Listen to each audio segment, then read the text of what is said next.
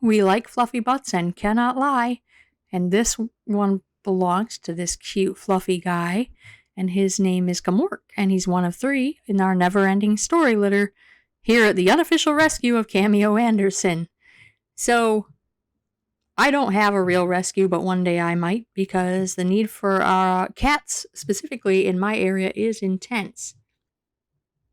There's a constant stream, honestly, of cats being dumped here by people who think they're doing the cat a favor, but in reality, they're just making their problem someone else's. Anyhow, Gmork is a loving sweet pea of a black cat with half of a tail. We found him in the garage in a box alone for I don't know how long. It must have been only a few hours because I guess his body wasn't cold yet. But he was abandoned by his mother. And close your ears for a second if you're super sensitive. He had half a tail. The other half was hanging off by a flap of skin, and there were maggots in it. So we did some care, which included a coconut bath for his tail to suck the maggots out. And I won't go into more detail on how he took care of his tail because it's gross, I know, and it will make people... I want people to think about the cuteness. But anyway, after we cleaned him up and bottle fed him for a while, his mother did accept him back into the litter. So we found a total of 4 cats in our garage, and their mom, who turns out was a neighbor's cat, Mackenzie, who they thought was fixed, they said. So she paid child support, which means she donated some food and litter and paid for one of the kitten's checkups, as well as got Mama Cat spayed. We did get a lot of help, which is not normal. Usually you're on your own with cats because there's so many that everybody thinks they should be free and they don't value them as a financial asset. So, I get that. They're everywhere, but at the same time, these are not products. It's not about economy. It's not about supply and demand. These are alive, living, little cute fluff balls, okay? And they deserve better than that. Anyway, we have named the other ones Falkor and Artax. Now, Falkor is the luck dragon from the 1980s movie Neverending Story. And Artax is the white horse that's famous for drowning in the swamp of sadness. But this kitten is not sad. He is actually the most outgoing and crazy one, and the most independent of all of the cats. So he doesn't need that much from his future family, but he will make messes probably out of your house because he runs around a lot. And Falkor is a little sweet pea, and he has a black nose. That's how you can tell them apart. His brother has a pink nose, Artax, and Falkor has a black nose. So we're looking at Artax right now, who is normally not so chill. Anyway, and then Gmork, in case you don't know, is the name of the black wolf that represents the emptiness, the nothingness. And I thought, well, we can't name him Nothing. That would be a terrible name for a baby cat. So we Googled it and found out he does have a name, and it's Gmork, without an accent mark. I keep typing it with an accent, but that's not how it works. It's just Gmork. Now, Gmork was the first one adopted. He got spoken for after we shared some content on our social media pages personally. One of our friends from art school came and picked him up just today, as a matter of fact. But we still have his 2 brothers, Falkor and Artax, who need a home. And if you want to have them both together, that'd be great because it will mean that Artax has someone to mess with besides your toes. Anyway,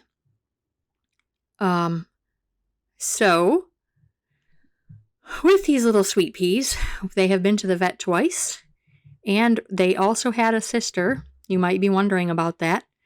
There was one cat who did not survive. We took her to the emergency vet, MedVet in Toledo, Ohio. Unfortunately, she did not make it. She was having breathing issues. So $900 later, we don't have a girl to childlike empress to show for that, unfortunately. And I really hate how you have to put money involved in healthcare and such. Anyway, so if you're wondering why we ask a rehoming fee, it's because we have big bills to pay off and we can't keep rescuing pets if you don't help. So while we don't accept donations because we are not a rescue, we are asking a rehome fee to help us recoup expenses, which will include these guys being fixed. Don't tell them. Their appointments are coming up. So, anyway, we love the pieces off of these little guys, and we hope that we can get them into a home with someone who loves the pieces off these little guys too. They will come with 1 can of kitten food, and they will come with a toy, but mostly you will be providing the accessories and the love because you'll probably want toys that match your house and cat trees that match your house and all that cool stuff. Like my interior is all black and white, so guess what? My cat trees are black and white. Anyway, it's also kind of fun to accessorize the cats yourself. Some of them don't like wearing collars. These guys haven't ever had the experience, so I can't tell you who likes and doesn't like collars, but I can tell you that they all love that string of fake candy corn. There they go. Get it, kitty, kitty, kitty, kitty, kitty, kitty, kitty. Get it. Get that toy. You get that toy. Good kitty, kitty, kitty, kitty, kitty, kitty, kitty, kitty, kitty, kitty, kitty. They also are very loud purrs. You can definitely hear them when they're happy. Did you also know that cats sometimes purr when they're scared, sick, or want something? It's not always a happy noise, but most of the time it is. If you adopt these babies and you're worrying about how to handle a multi-cat household, I recommend watching Jackson Galaxy on YouTube.